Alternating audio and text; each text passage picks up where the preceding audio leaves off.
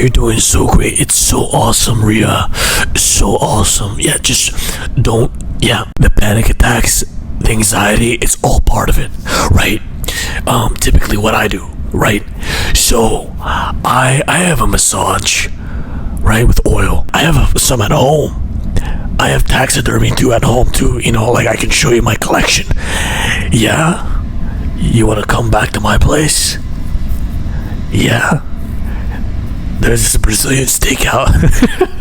Oh my god, man. For a second, I swear to god, I thought I was on the wrong show. I thought it was Love Island Goth Edition. A new goth girl just entered the villa. The whole WWE Unreal documentary is just like 90% Rhea Ripley and Triple H, talking in each other's ear, man. The whole debacle about kayfabe and stuff, honestly, it's kind of stupid, alright? Everyone knows that it's fake. Like, what do you expect? You think Cody Rhodes is like, signing babies' heads every day? No, man. The guy is drinking booze and just, being a chap.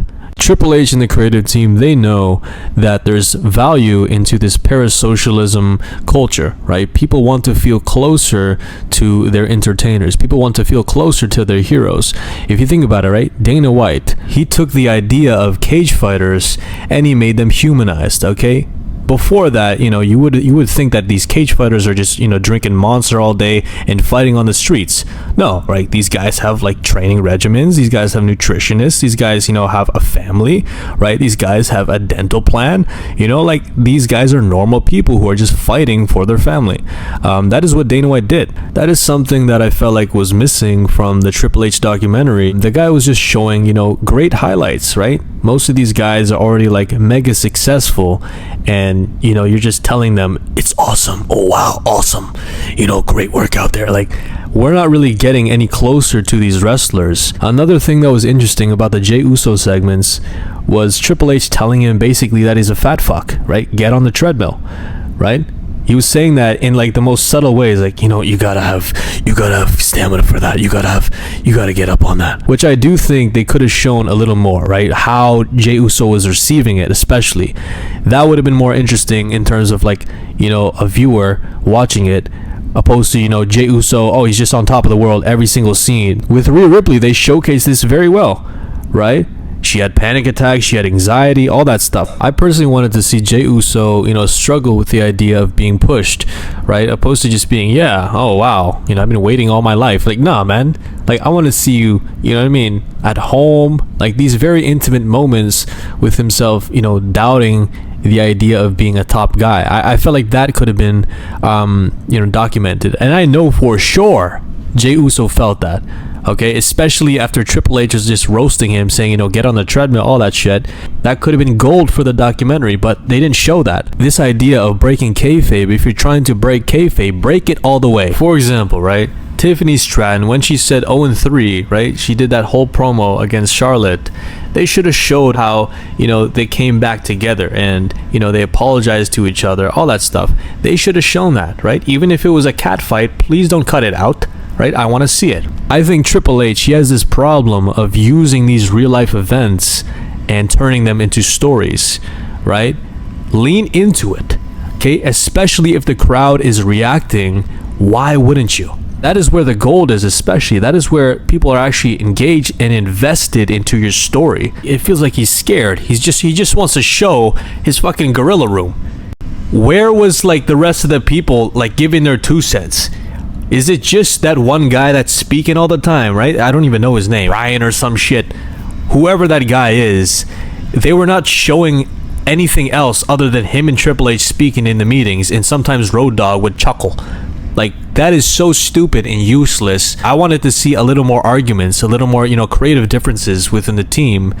But, apparently, it's just yes men on the team. Right, Road Dogg and fucking, Bobby Roode is gonna just chuckle and laugh and go along with everything that Triple H is saying, which is, again, it's stupid. I feel like they were just booking for themselves, right? They were booking for that small circle in the creative room. There was not one good idea from Triple H, okay? A big thing that was lacking from this documentary is not showing the undercarders, all right? Not showing the mid-carders, right? I guess you showed Chelsea Green, and honestly, that was like, that was a great episode from her. But where's like Karrion Kross, right? Where's the people who don't get that much TV time? At least You're showing the fans like the brutal side of the business, opposed to just, oh, Jey Uso's a champ, Cody Rhodes is a champ, Bianca Belair, she's great, like all these things. No, man, like I want to see the brutal side of it. All right, I want to see Akira Tozawa crying in the car. Okay, I want to see that shit. All right, I don't want to see all fucking happy, all this success. Like I want to see the brutal part. Okay, that is one thing that I felt was missing from this documentary. Hopefully, the episodes in the future, they show this side. The scenes with Bianca Belair and Montez Ford, I felt like they could have, expanded on that a little more, right? Showcase how, the struggles of Montez basically being a jobber and Bianca Belair at WrestleMania, doing big things, right? I wanted to see that conflict, that inner struggle of like, oh my God, Montez Ford, like I'm a bum, right? How does that feel? Like they should have had producers behind the camera, right? Just like asking questions, like how do you feel about your wife main eventing WrestleMania? How do you feel about your wife, being on the card of WrestleMania and you're not, right? That is some juicy stuff that the producers should have the balls to ask. Because think about it, it is a documentary. I want to see all the emotions from negative to positive, not just, oh yeah, Bianca, I love you, babe. Go ahead, baby. Go ahead, make more money than me, babe. Like, nah. All right? Like, I wanted to see that. Personally, it was not as juicy as I thought it would be, okay? They would say, oh, we're going to show everything. Nah, man, you didn't show shit. You showed yourself hugging Rhea Ripley for 90 minutes. Almost like 90% of the wrestlers, 90% of the characters that they showed just played kiss ass, right? Kissing Triple H's ass, kissing Michael Hayes' ass. All these people just like handshaking, everybody hugging. Oh man, you did great. Oh man.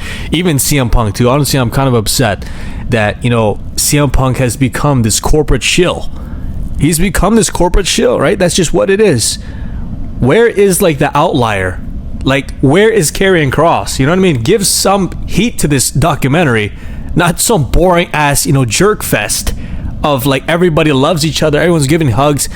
Honestly, I don't think it's producing the best TV, right? If you had people going at their necks, right? Every single person on the roster, they hate each other, right? Just to a certain extent, right? Competitively.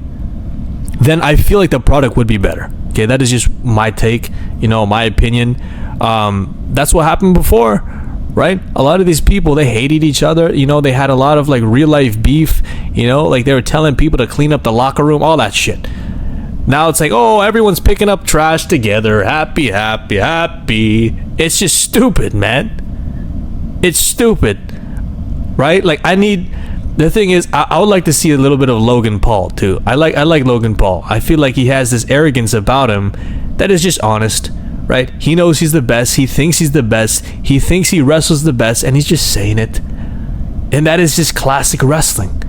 That is classic pro wrestling, right? These people who had this cockiness about them, I want to be the champion. I want to be the face of this company. I want to be the face of this place. That is how people used to navigate. Right? And they would like literally take down anybody in front of them to get there. Right? They would step on any neck possible. That is what I want. Okay? I don't want this happy shit, because then it's just an oligarchy of relationships. Think about it. It's just the oligarchy of people that Triple H loves. Right? Rhea Ripley. Okay? CM Punk, John Cena, Cody Rhodes, Seth Rollins, Roman Reigns. There is nobody else that was really shown significantly. There was nobody. And it's ridiculous because, like, if that's what it is, if it's just a relationship game of who's cool with who backstage, it's a waste of time for me to watch this. Like, I know these guys are gonna be, big stars. You're gonna book them great, but I don't want to see you hugging them, right? I don't care about that shit. I get it, right? Oh, the business has changed. We're a lot more, liberal. We're a lot more friendly. We're a lot more fun. We're a lot more friendly and loose. We're a lot more loose and friendly. We film TikToks backstage.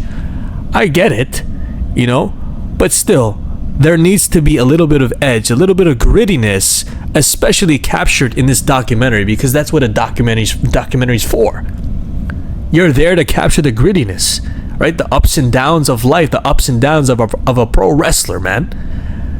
Right? Like, why couldn't I get a fucking Akira Tozawa segment of him, like, being like, oh man, you know, like how hard it is getting his ass slammed 10 times a day? I needed to get that, right? The other side of it, the thrill and the agony of it, okay?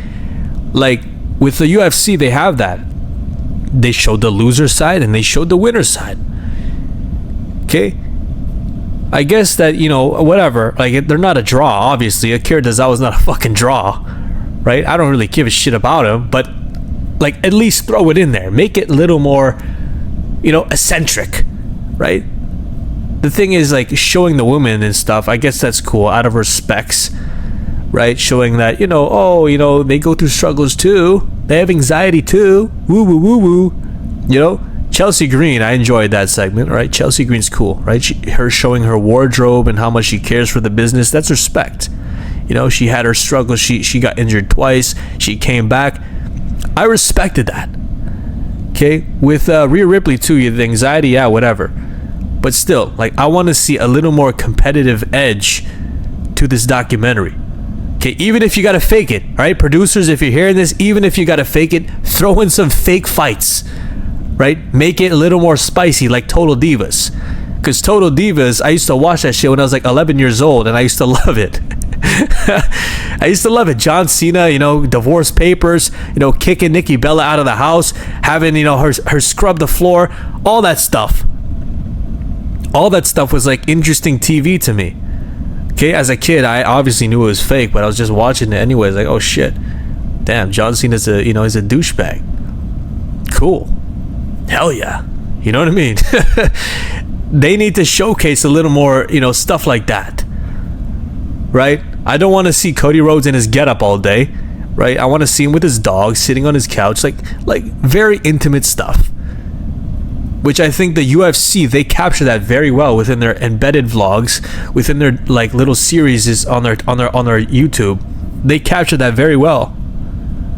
You know, they need to do that for the WWE, not just, you know, oh, Cody Rhodes walking around in his colorful tights everywhere, right?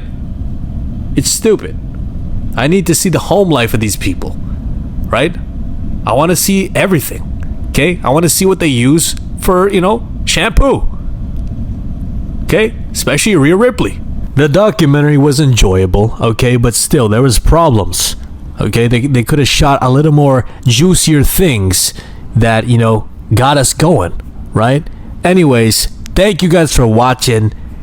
I appreciate you guys for sticking through. Please like and subscribe if you already haven't, right? I'm sick and tired of seeing, oh, people are not subscribing. Subscribe, man. All right? Jesus Christ.